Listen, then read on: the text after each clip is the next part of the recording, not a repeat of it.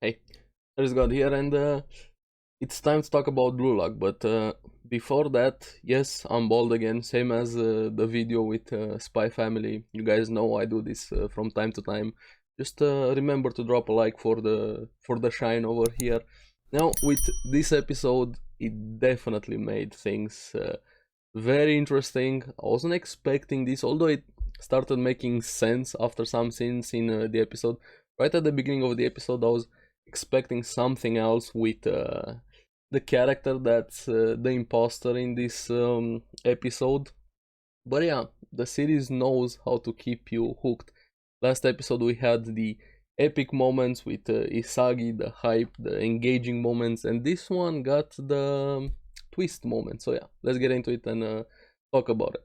Now we finally have the next match with Team W, and we see who are the important players in that team: the Wanima brothers, Keisuke and Juichi.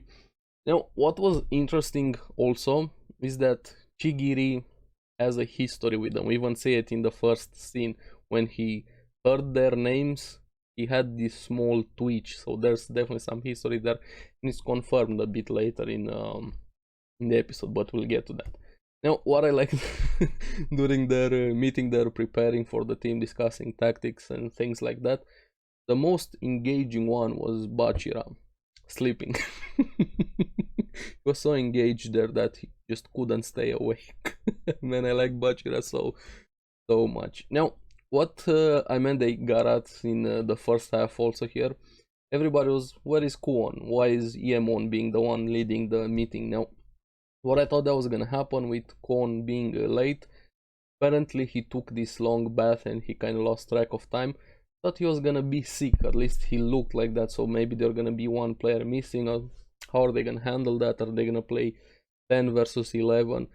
But that was sort of close, but not in the way that I thought it was gonna go. So that was my starting point, how I thought the episode was going to go.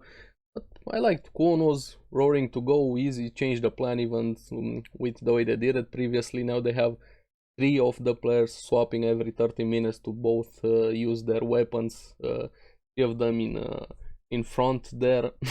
Now, also speaking of Yemon, poor dude, he's always delegated as the goalkeeper, and we know he can't really say no. So I hope at some point we're gonna see a bit more of him into action. Maybe show his actual weapon, do some scores. I kind of think that there's something more underneath this soft big dude that we have seen so far, with him being a bit of a pushover.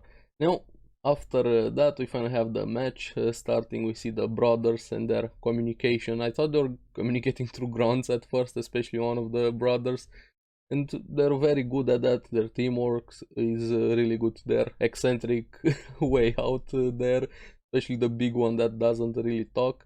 But the way they communicate is through eye contact, and I feel like that might be some way they're gonna break their teamwork. But before that, that's probably gonna be next episode. Now, also see, like I mentioned, their history.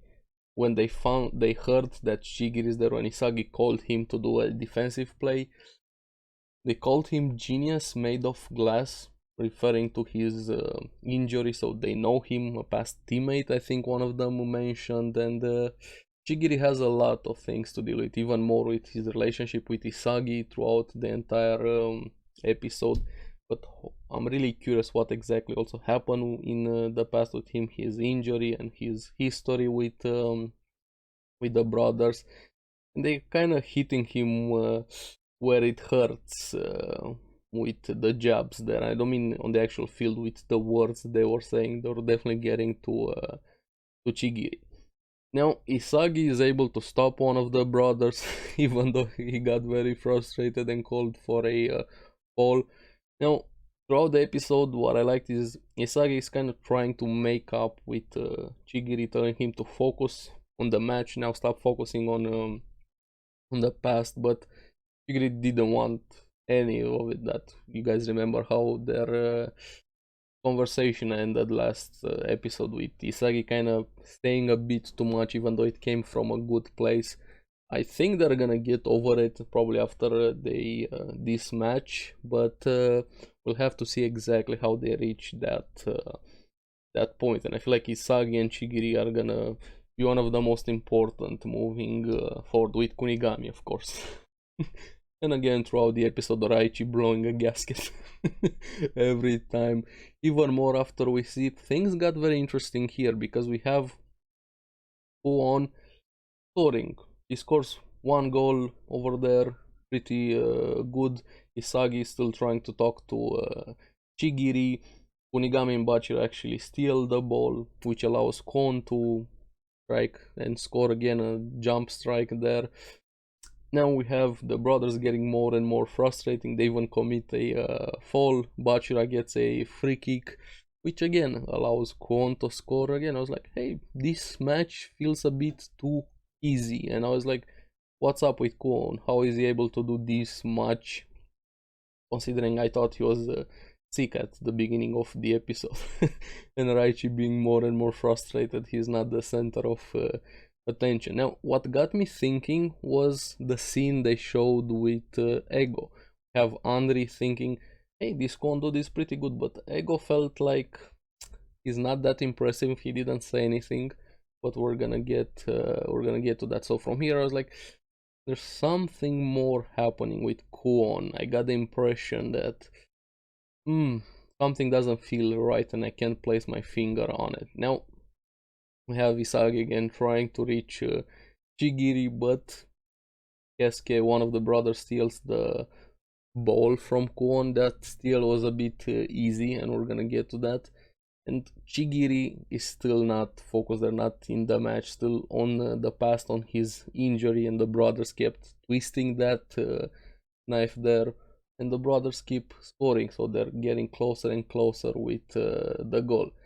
And here it started making sense. I was like, hey, this is probably what's happening here with Kuon passing back to Isagi. Very slow, it felt like a way too big of a mistake for it not to be intentional, which allows the brothers to score again. Now we have kind of him going overboard, and this is where it just clicked instantly. Bowing down, prostrating himself to apologize. Raichi almost throw his throat out, and Isagi catches a glimpse, and here was, yeah, this is definitely what's happening. You see Kuon having that creepy smile over there, but Isagi thought about it and, hey, maybe I'm imagining things, there's no way that is happening, but yeah, you have to, let's call it how it is. Kuon was definitely betraying them, it was way obvious after that smile there. Now we have even more confirmation. The other team, knowing their place, Isagi was slowly starting to piece everything together, even thinking that there's more with Kuon, but he wasn't really fully yet there to admit it or acknowledge it. Now, Kuon takes again, missing a ball, allows Team W to score again, and Isagi finally decides to confront him. Are you a traitor? And yeah, finally confirmed by the brothers. And I really like the scenes, how they did it with the brothers coming behind Isagi. I really like some of the still images they're doing in the series quite a lot. And yeah, finally get confirmation that he's a traitor. Emergency meeting right here. Sas, insert all your Among Us memes. Apparently he's doing his best to survive in Blue Lock, and we're gonna get to that. Now, Raichi was about to murder the others to stop him. Kinda wanted Raichi to get his hand on Kuon there. He even got a yellow card for that. And Kuon says he's gonna survive here alone. And my suspicion from the beginning was a bit off, but also a bit close, because the game is not gonna be 12 on 11, is gonna be 12 on 11 on 10, is gonna be 12 on 10, because Kuon joins Team W, basically playing against his own team. This is where you see Ego knowing something. I thought maybe he made this entire thing just to test Team W, some weird convoluted way of seeing if the thing that he saw in Isagi is there some potential, putting them in tough situations, but it's that in a way, and also something else. We're gonna get to that.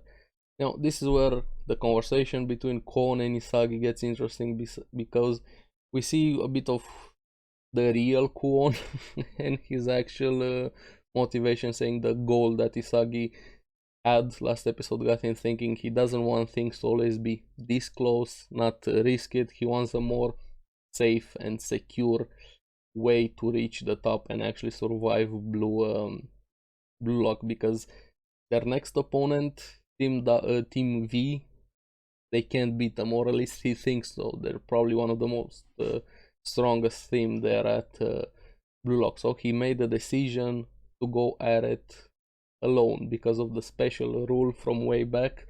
Even if your team is not in top 2, if you are the top scorer, you can advance. So this is what he's doing. He's playing for himself. Be the egoist. Well, I gotta give it to him. Sure, it's a shitty move to do this against your team, bonding everything that happened between them.